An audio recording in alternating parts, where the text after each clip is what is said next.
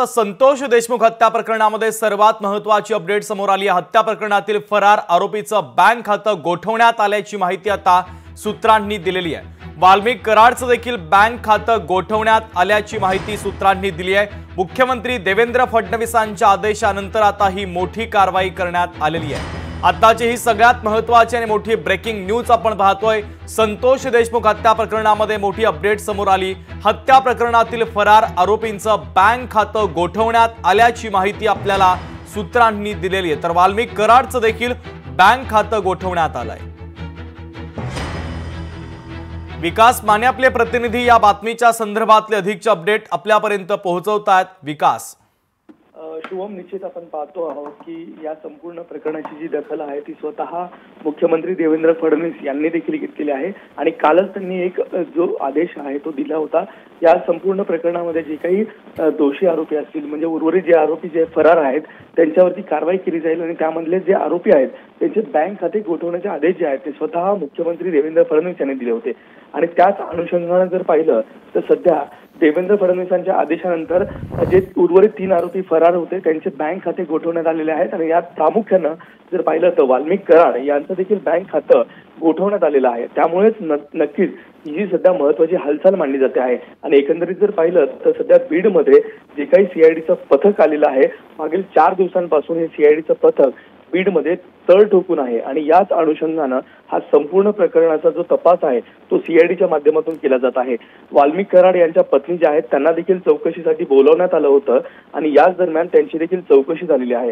राष्ट्रवादी अजित पवार गटाचे जे काही नेते मंडळी असतील संबंधित असतील त्यांची देखील या संपूर्ण प्रकरणामध्ये चौकशी सध्या सुरू आहे। परंतु या संपूर्ण घटनेमध्ये प्रामुख्याने जी काही माहिती सध्या समोर येत आहे ती महत्त्वाची आहे। ती म्हणजे यातील जे आरोपी आहेत एकूण 7 आरोपी आहेत त्यातील 4 आरोपींना आतापर्यंत अटक करण्यात आलेली आहे। उर्वरित जे 3 आरोपी फरार होते त्यांचे बँक खाते आणि त्याबरोबरच वाल्मिक कराड जे खंडणीतील आरोपी आहेत त्यांचं देखील बँक खातं गोठवण्यात आलेलं आहे आणि ही प्रमुख माहिती जी आहे ती सध्या आपल्याला सूत्रांकडून मिळालेली आहे। आणि एकंदरीत जर पाहिलं तर कालच याबाबतची जी घोषणा आहे ती मुख्यमंत्री देवेंद्र फडणवीस यांनी स्वतः केलेली होती आणि याच अनुषंगाने सध्या ही सीआयडीच्या माध्यमातून मोठी कारवाई जी आहे ती निश्चितच मानली गेलेली आहे। त्यामुळे एकंदरीत जर पाहिलं तर वाल्मिक कराड यांच्या ज्या अडचणी आहेत त्या निश्चितच वाढल्या गेलेल्या आहेत। कारण की ही संपूर्ण घटना घडल्यानंतर वाल्मिक कराडांचा शोध घेण्यासाठी बीडचं पोलीस पथक असेल त्याबरोबरच सीआयडीचं पथक आहे ते देखील त्यांचा मागावरती आहेत, शोध घेत आहेत। परंतु वाल्मिक कराड जे आहेत ते सध्या या संपूर्ण प्रकरणानंतर फरार असल्याचं देखील पाहायला मिळत आहे आणि त्यामुळेच एकंदरीतच जर पाहिलं तर मुख्यमंत्र्यांच्या आदेशानंतर वाल्मिक कराडांचं हे जे बँक खातं आहे ते गोठवण्यात आलेलं आहे। त्यामुळेच ही निश्चितच सीआयडीची जी महत्त्वपूर्ण कारवाई म्हणू शकतो ती महत्त्वाची मानली जाते आहे। यापुढची नेमकी काय कारवाई असणार आहे हे पाहणं देखील शुभम महत्त्वाचं असणार आहे।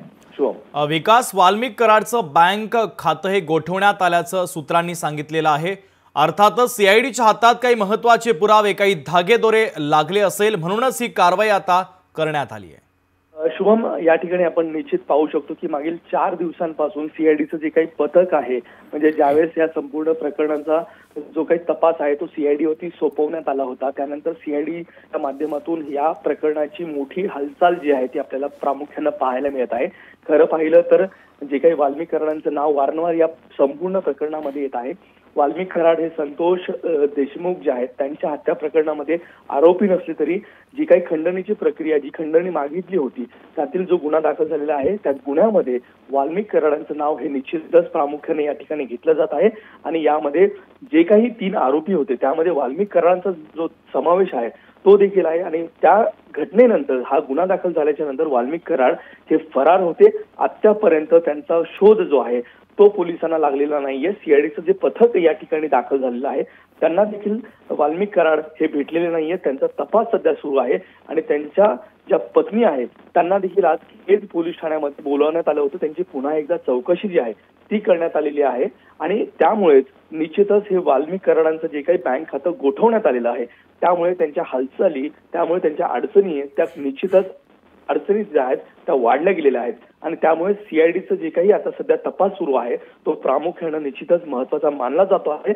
आता या पुढची नेमकी काय कारवाई असेल, कारण की दिवसभरामधली जर आपण संपूर्ण प्रकरणाची जर हालचाल पाहिली तर निश्चितच जवळपास 60हून अधिक लोक जे आहेत या संपूर्ण प्रकरणाच्या चौकशीसाठी बोलवण्यात आली होती आणि यामध्ये युवती प्रदेशाध्यक्ष जे आहेत त्या सोनवणे त्यांची देखील चौकशी झालेली आहे. आणि त्यानंतर आता सध्या आपण सीआयडीची जी कारवाई आहे ती निश्चित महत्वाची मानतो आहोत, कारण की वाल्मिक कराडांचं जे बँक खातं आहे ते गोठवलेलं आहे. विकास, फरार आरोपींच्या संदर्भात पोलिसांचं कशा पद्धतीचं शोधकार्य सुरू आहे? शुभम, या संपूर्ण प्रकरणामध्ये अंजली दमानिया यांनी उडी घेतली होती. या संपूर्ण प्रकरणामध्ये जे काही 3 आरोपी फरार होते त्यांचा मर्डर झाला असा दावा जो आहे खळबळजनक तो अंजली दमानिया यांनी केला होता. परंतु यानंतर जे आहे ते बीडचं जे काही सीआयडी पथक असेल त्यांनी या संदर्भामध्ये एक मोठा खुलासा केलेला. अशी कुठलीही घटना ही घडलेली नाहीये. या आरोपी जे आहेत त्यांचा तपास कार्य सध्या सुरू आहे.